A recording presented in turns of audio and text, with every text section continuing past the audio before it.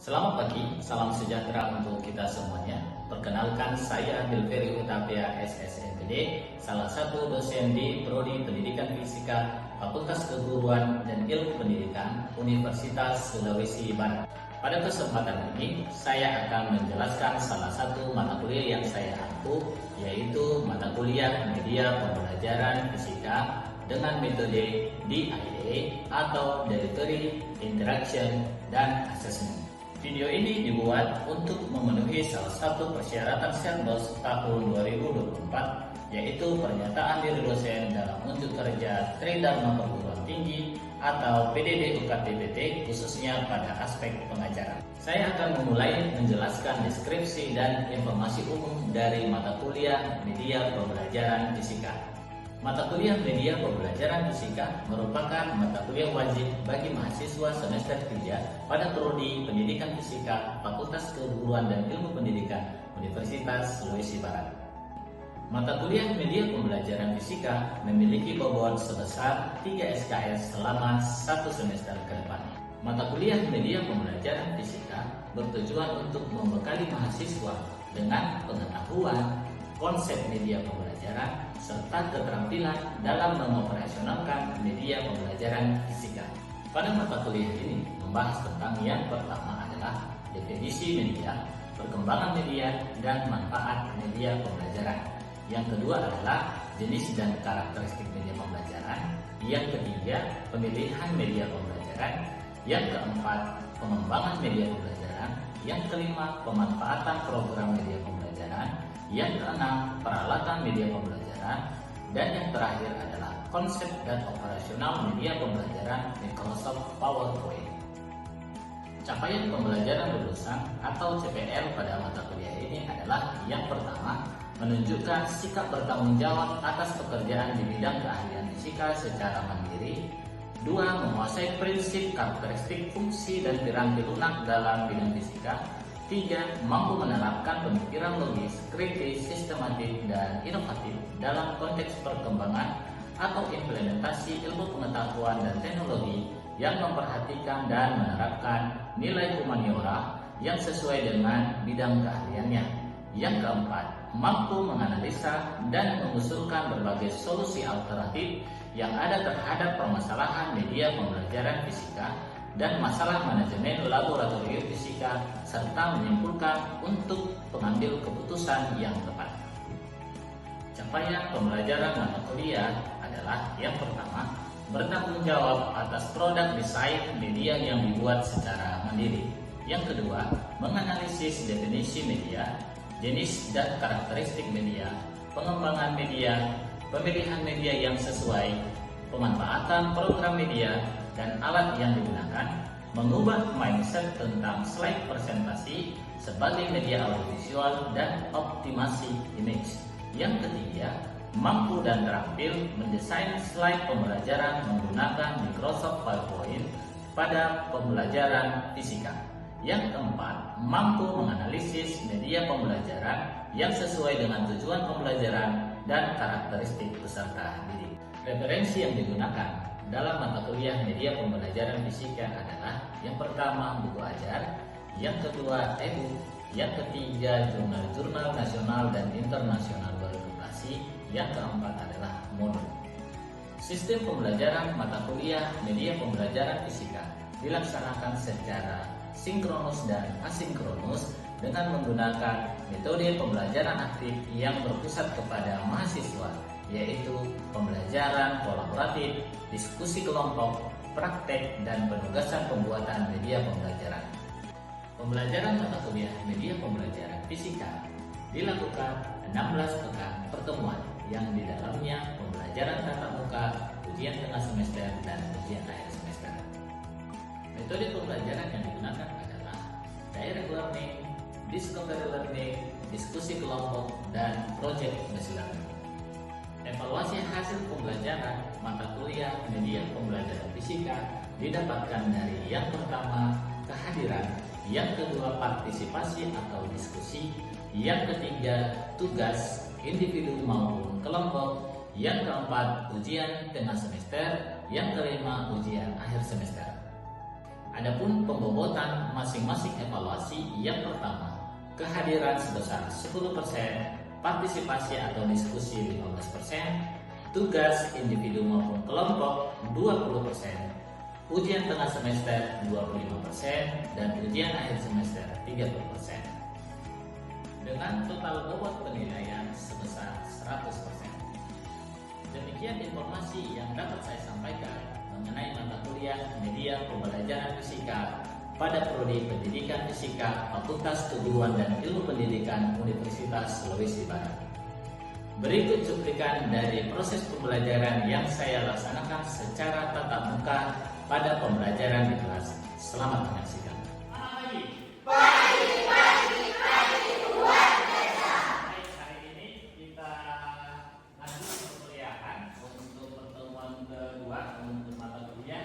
Media pembelajaran fisika ya. Sebelum kita memulai perkuliahan, kita lebih baiknya kita berdoa menurut agama dan kepercayaan kita masing-masing. Berdoa mulai. Berdoa selesai. Baik, kita masuk untuk materi untuk media pembelajaran fisika.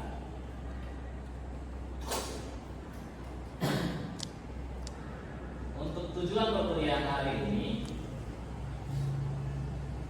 ada 4 ya, mengetahui konsep definisi media pembelajaran, mengetahui perkembangan media pembelajaran, dan memahami manfaat media pembelajaran. Sebelum saya lanjut, saya berikut untuk pertemuan minggu lalu. Pertemuan minggu lalu kira-kira masih ingat nggak? Boleh angkat tangan. Oke, Muhaimin. Jadi pada pertemuan sebelumnya kita diperlihatkan kontrak dan pengantar kuliah tentang media, Pak. Oke, jadi kita menyinggung ya masalah media. Kita sudah menjelaskan konsep tentang media. Kira-kira pengertian media apa? Boleh satu orang? Oke, Isman. Media adalah sebagai alat perantara untuk menyampaikan pesan. Oke, media itu adalah sebagai perantara. Baik, terima kasih buat Muhaimin dengan Isman. Baik ya, kita sudah bahas bahwa media itu adalah sebagai perantara, pengantar ya kepada dari si pengirim pesan, kemudian kepada si penerima pesan. Jadi media pembelajaran ini merupakan suatu alat yang sangat penting nanti dalam proses pembelajaran. Begitu ya. Oke, kita mau lihat dulu definisi media ya. Tadi sudah dijelaskan juga tadi. Ada di sini sumber pesan, kemudian ada penerima pesan, kemudian media di tengah sebagai perantara. Begitu juga nanti dalam proses pembelajaran. Ya, guru sebagai pemberi pesan, kemudian nanti mahasiswa atau siswa itu adalah sebagai penerima pesan. Jadi nanti dalam prosesnya itu media itu adalah sebagai alat perantara. Begitu. Yang media di sini dalam bahasa Latin disebutkan juga dengan medius atau tengah, bentuk jamak dari medium yang artinya perantara atau pengantar. Ya, beberapa di sini kita lihat ada alat di situ ya. Untuk pengantar seperti pos, telepon, radio, televisi. Kemudian kalau zaman dahulu itu ada yang dari kaleng ya. Kemudian nanti ada pakai benang. Itu alat yang paling sederhana sampai nanti alat paling canggih. Ini adalah bentuk-bentuk daripada media.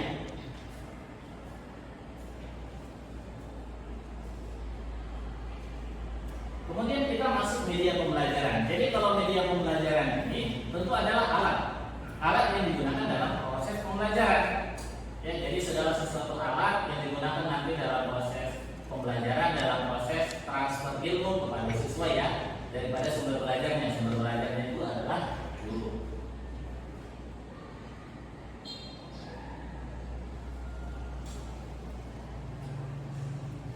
Ya, kita lihat di sini pengertian media. Jadi media pembelajaran dikatakan adalah segala sesuatu yang digunakan untuk menyampaikan atau menyalurkan materi pembelajaran sehingga pembelajaran itu efektif dan efisien. Jadi pertanyaannya Pak, kalau begitu, kalau tidak ada media pembelajaran, apakah pembelajaran itu kurang efektif? Pasti.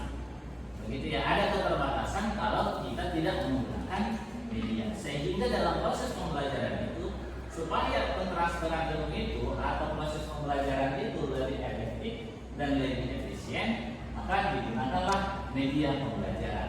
Jadi segala sesuatu yang digunakan untuk menyampaikan atau menyalurkan materi, begitu ya.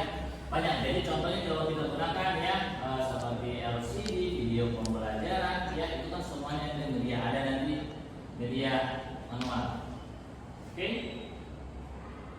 kita lanjut. Kita lihat dulu pengertian media pembelajaran dari beberapa ahli. Ya, sini saya buatkan ada dari 4 ahli. Oke, boleh Suardi membacakan dari Gani pengertian media. Baik Pak, dari gambar itu Pak, dia adalah berbagai jenis komponen dalam lingkungan siswa yang dapat merangsang siswa belajar Pak. Ya, jadi di sini dikatakan untuk dapat merangsang siswa belajar. Oke, kemudian dari Rix, boleh mainkan?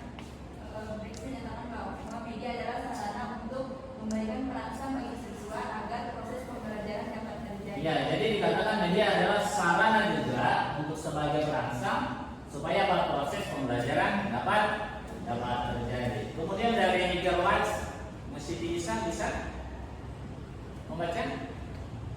Yaitu setiap orang media pembelajaran itu setiap orang alat bahan yang dapat menciptakan kondisi yang memungkinkan peserta didik untuk menerima pengetahuan, keterampilan dan sikap Pak. Ya, jadi dikatakan jadi di antara keempat ini pengertiannya jadi ada hampir sama secara keseluruhan ya, ada komponen, kemudian ada sarana, kemudian alat, orang atau bahan ya yang digunakan dalam proses pembelajaran. Kita mau lihat dulu apa saja unsur-unsur dalam pembentukan media. Ya, di sini dikatakan unsur pembentukan media adanya namanya peralatan atau perangkat keras. Ya, peralatan atau perangkat keras atau disebut juga nanti dengan hardware. Kemudian dikatakan di sini ada pesan. Ya, pesan atau message dalam pembelajaran. Pesan atau disebut juga nanti dengan materinya, materi yang disampaikan. Kemudian di sini dikatakan sarana atau peralatan yang digunakan menyajikan atau menyampaikan pesan. Kemudian yang terakhir dikatakan di sini informasi atau bahan ajar dengan tema tertentu yang akan disampaikan. Jadi ada 4 unsur dalam pembentukan media pembelajaran tersebut. Jadi ada materi, kemudian nanti ada hardware-nya, kemudian ada informasi, kemudian atau sarana atau peralatan pendukungnya. Kita mau lihat dalam proses pembelajaran sebagaimana penting kira-kira kedudukan media pembelajarannya, apakah ini penting atau tidak? Boleh? Siapa kira-kira berpendapat bagaimana kira-kira kedudukan media dalam proses pembelajaran? Baik, Suardi. Baik Pak, dalam proses pembelajaran Pak, kedudukan media itu adalah sebagai proses Pak dalam pembelajaran. Ya, jadi dikatakan di sini media itu digunakan nanti dalam proses pembelajaran. Jadi kalau kita lihat di sini ya, jadi nanti ada masukan, kemudian nanti ada luaran. Yang masukan itu mana saja komponennya, ada kurikulum, peserta, ya peserta ini siswa, ya siswa atau mahasiswa, pengajar atau guru, kemudian sarana dan prasarana. Jadi ini masukan ini nanti masuk ke dalam proses.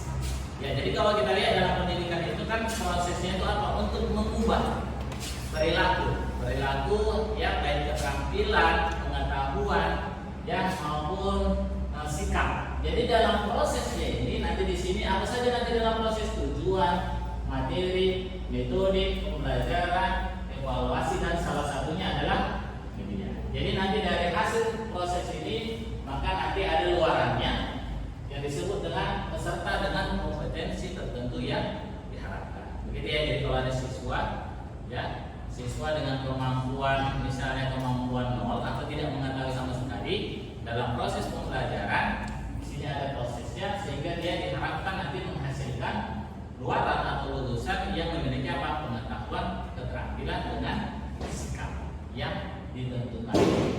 Oke.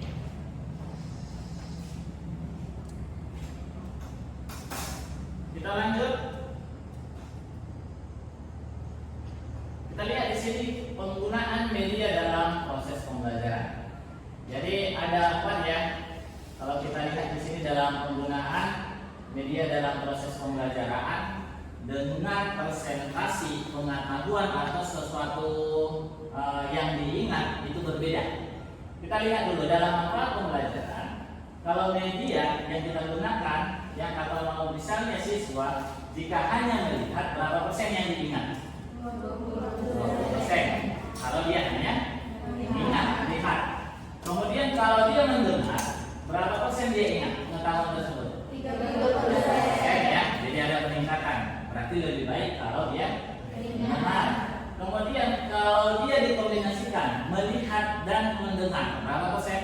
50%. Makin meningkat ya kalau dia melihat dan mendengar. Yang terakhir kombinasi antara ketiganya, melihat, mendengar dan melakukan, maka dia akan ingat seberapa persen? 80%. Jadi ingat, jadi dalam media pembelajaran itu nanti harus mengkombinasikan begitu ya. Jadi melihat, kemudian mendengar, tapi dia mengkombinasikan nanti melihat, mendengar dan melakukan, karena memang presentasinya itu sesuatu yang pengetahuan yang diingat dia lebih tinggi, yaitu berapa tadi? 80%.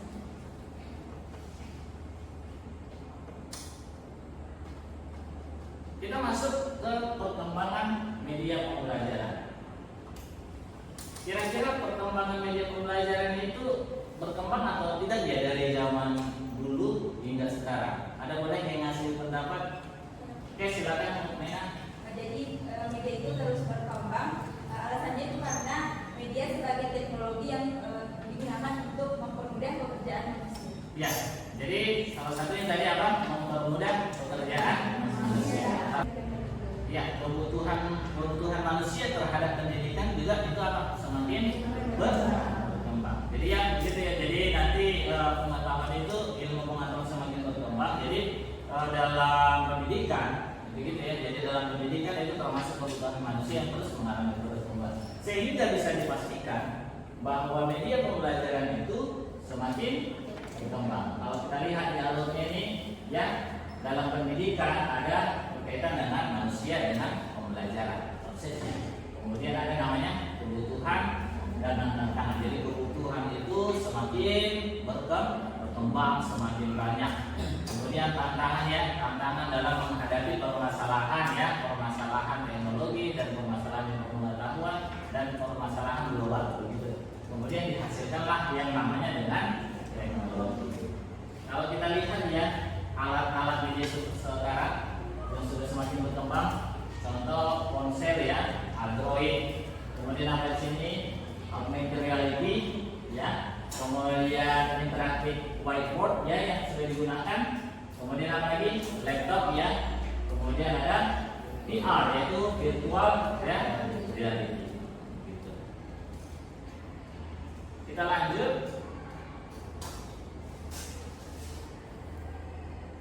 Kita lihat dulu perkembangan media. Jadi pada awalnya guru adalah satu-satunya sumber belajar. Itu zaman dulu. Jadi kalau misalnya guru tidak hadir, maka siswa pengetahuannya tidak bertambah. Karena apa? Satu-satunya sumber pengetahuannya hanya guru. Jadi kalau guru tidak hadir bermasalah sehingga pengetahuan mereka terhambat. Kemudian pada perkembangan selanjutnya dia berkembang, sumber belajarnya bertambah menjadi ditemukannya namanya. Pengetahuan itu bisa dituangkan secara tulisan ya, bentuk buku, sehingga orang-orang mampu untuk apa? Membaca. Kemudian kita lihat perkembangan selanjutnya. Ya, kita lihat ini dulu, kemudian ada buku.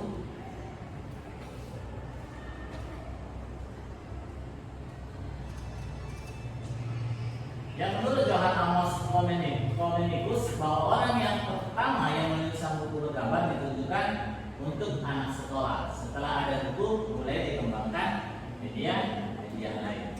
Jadi beliau ya menemukan jadi buku yang bergambar, begitu ya. Kemudian kita lihat selanjutnya di sini.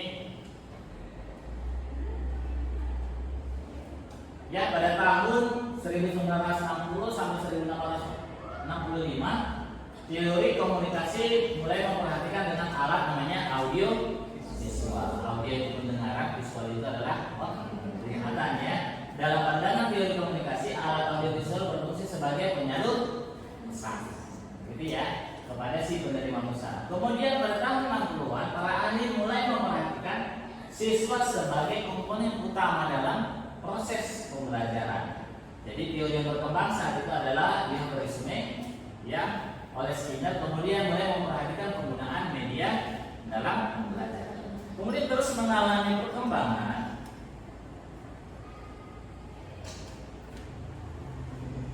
Ya, pada tahun 65 juga ada namanya dengan pendekatan sistem. Jadi sistem itu adalah gabungan dari beberapa komponen yang memiliki tujuan yang sama, yang memiliki masing-masing fungsi yang saling mendukung, gitu ya. Jadi pendekatan sistem ini mendorong media sebagai bagian integral dari proses pembelajaran.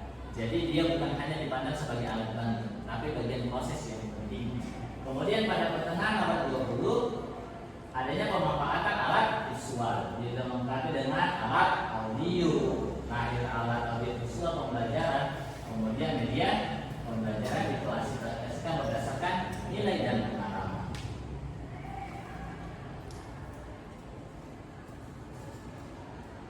Oke, kita lihat dulu di sini. Jadi ada beberapa proses perkembangan yang kita simpulkan tadi dari yang sudah kita bahas. Yang pertama, pada awalnya guru hanya dipandang sebagai sumber utama belajar. Kemudian lahirnya ada ditemukannya buku atau buku gambar. Kemudian di sini sarana belajar. Kemudian di sini media sebagai alat bantu guru. Jadi dia hanya berfungsi sebagai alat bantu. Kemudian ditemukannya media visual, gambar, model atau grafis. Kemudian sampai perkembangan selanjutnya adalah teknologi audio, ya, pada abad 20. Kemudian di sini kita lihat adalah audio visual, ya, visual, ya. Kalau kita lihat misalnya televisi, kita bisa melihat gambar. Kemudian kita bisa mendengar juga suara, ya. Kalau radio itu hanya sifatnya apa? Radio audio, tidak ada ya visualnya, gitu. Oke, lanjut di sini.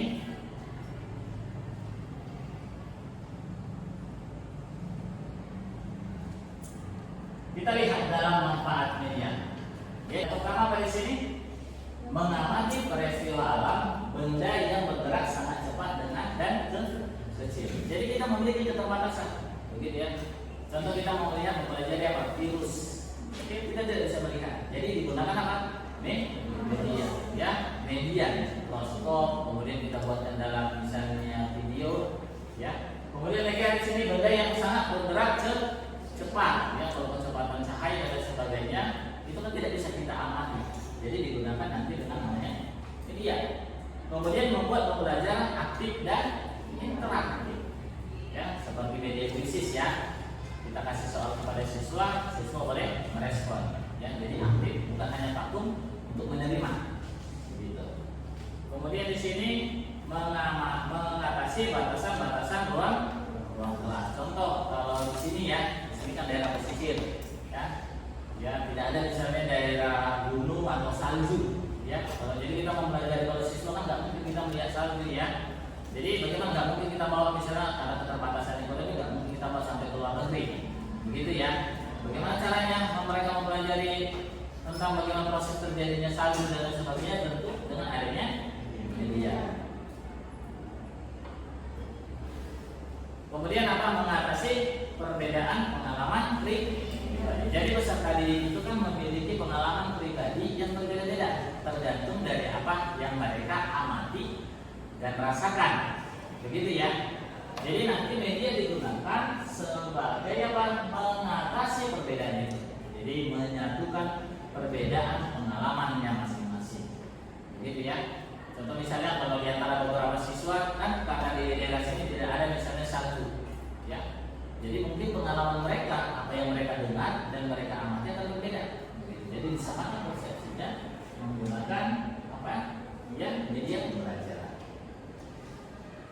Kemudian di sini apa? Meningkatkan motivasi belajar siswa. Jadi gitu ya.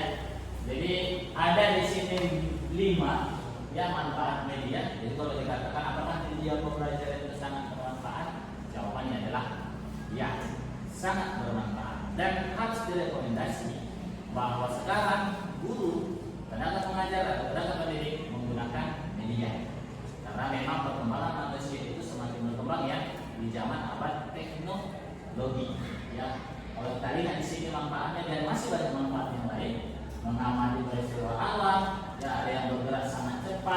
sangat lambat dan kecil ataupun besar, begitu ya. Kemudian ada membuat pembelajaran aktif dan interaktif. Kemudian adalah mengatasi batasan-batasan dalam kelas. Ini contoh misalnya kalau mau belajar pesawat, tidak mungkin pesawatnya dibawa ke sini.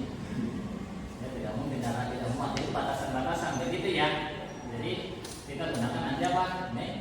Ya. Kemudian mengatasi perbedaan pengalaman pribadi. Ya.